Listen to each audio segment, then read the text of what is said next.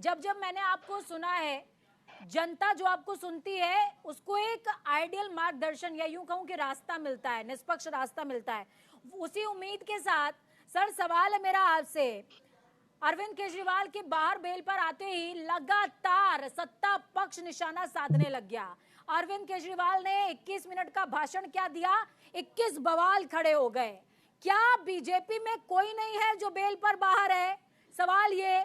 और दूसरा ये कि क्या केजरीवाल के बाहर आने के बाद अब नेक टू नेक फाइट वाकई हो गई है क्या? देखिए पूजा जी, दरअसल एक एक एक हम कह सकते हैं, मतलब अगर सीधी तौर से नहीं लेकिन एक इनडायरेक्टली हम एक इशारे के तरीके ये कह सकते हैं कि कहीं ना कहीं भारतीय जनता पार्टी ये देख रही थी कि जब इनके आम आदमी पार्टी के सारे नेता जेल में होंगे, जो भी टॉप के नेता हैं और खासकर अरविंद केजरीवाल जेल में होंगे, तो इनका कैंपेन पूरी तरीके से प्रभावित होगा। और जिसका फायदा निश्चित रूप से दिल्ली में जो है भारतीय जनता पार्टी को मिलेगा मिलेगा। हालांकि भारतीय जनता पार्टी जो है दिल्ली में स्थापित है, इनके पास सातों सीटें यहाँ पे हैं, लेकिन फिर भी आम आदमी पार्टी और जो कांग्रेस का गठबंधन हुआ है उसके एक में एक जो है कि चुनौती जो है भारतीय जनता पार्टी के पास दिख रही थी। तो अरविंद केजरीवाल का भाषण देना और उसका जो है मोबिलाइज करना लोगों को निश्चित रूप से कहीं ना कहीं एक भारतीय जनता पार्टी को खतरा दिख रहा था।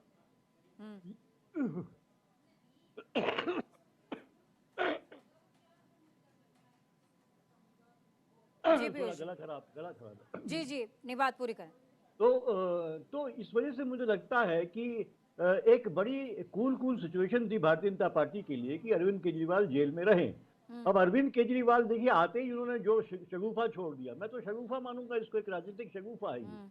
ताकि जो है कि जिस मोदी जी के चेहरे पे जो है चुनाव भारतीय जनता पार्टी लड़ती है, वो उनके उनको ये कह दिया जाए जनता से कि साहब जो है कि ये तो रिटायर हो जाएंगे, क्योंकि इनका खुद का नियम है, इनकी पार्टी का 75 के बाद तो है ये जो है मार्गदर्शक हो जाते हैं इनके यहाँ नेता लोग।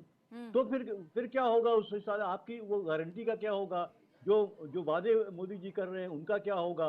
देखिए अभी चुनाव होना बाकी है दिल्ली में, और उसके पहले जो है छूट गए हैं अरविंद केजरीवाल, और निश्चित रूप से पहला अटैक उन्होंने जो है मोदी जी पे किया है, क्योंकि चुनाव भारतीय जनता पार्टी जो है मानती है मोदी जी के चेहरे पे। इसलिए मोदी जी के लिए इस तरह की बातें करना उनको लगता है कि एक राजनीतिक रूप से फायदे का सौदा है, और मुझे लगता है इसीलिए उन्होंने इस तरह की बात यहाँ उठाई है। और भारतीय जनता पार्टी को निश्चित रूप से अब इसमें एक्सप्लेनेशन देना पड़ा अमित शाह जी को कि ऐसा कोई नियम नहीं है।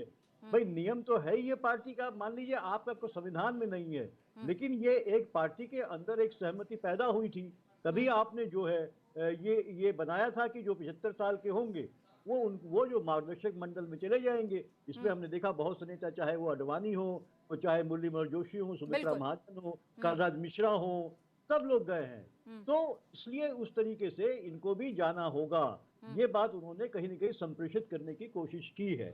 मुझे लगता है ये कहीं ना कहीं, और चूंकि ऐसा होना संभव नहीं है क्योंकि मोदी जी ही आएंगे तीसरी बार, ये तो पूरी भारतीय जनता पार्टी कह रही है और मोदी जी खुद कह रहे हैं, और मोदी जी पूरा प्रयास भी कर रहे हैं कि वो रिकॉर्ड तोड़ दें, हम जवाहरलाल नेहरू का जो रिकॉर्ड था उसको तोड़ा जाए।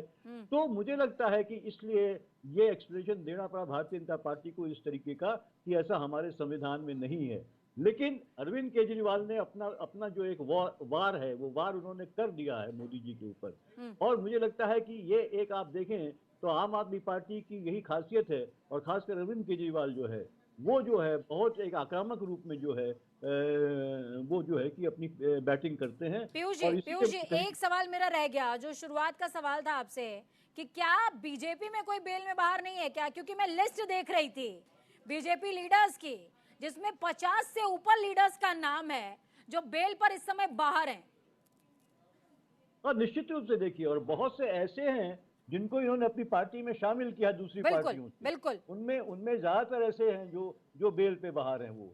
और तमाम आपराधिक, आप देखिए एडीआर की रिपोर्ट देख लीजिए आप, उसमें आपको लग 70 से 80 ऐसे सांसद हैं भारतीय जनता पार्टी के जो जो जो अपराधी, जिन पे अपराध है उनको, और बेल पे बाहर हैं वो बहुत से, उनमें से बहुत से। तो ये देखिए ये एक सिर्फ कहने की बात है कि बेल पे कैसे बाहर हैं वो, और वो बेल तो देखिए सुप्रीम कोर्ट ने दिया है, सुप्रीम कोर्ट ने अपने इनिशिएटिव पे दिया है, सबसे बड़ी बात ये है। बिल्कुल। उन्होंने, अरविंद केजरीवाल ने तो कहा मैं क्यों बेल मांगू, मैं तो अपनी गिरफ्तारी को ही गलत मान रहा हूं। सवाल ये है, तो सुप्रीम कोर्ट ने इस बात को माना कि हाँ, प्रचार के लिए जरूरी है कि मुख्यमंत्री को इस समय चुनाव का की बात है, इसलिए खुद सुप्रीम कोर्ट ने ये पहल करी और उनसे कहा कि आप एप्लीकेशन दीजिए, हम आपको इंटरिम एक बेल देंगे। ठीक ये है, भी बड़ी बात है ठीक है, जिसको ठीक है पीयूष जी, मैं आ रही हूँ आपके पास। संदीप जी जुड़ गए हमारे साथ जी। इसीलिए अरविंद केजरीवाल इसको बार बार उन्होंने अपने भाषण में कहा इस बात को कि मैंने मांगी नहीं थी बेल, मुझे दी गई है कोर्ट के द्वारा। बिल्कुल, ये बहुत बड़ा पॉइंट होता है।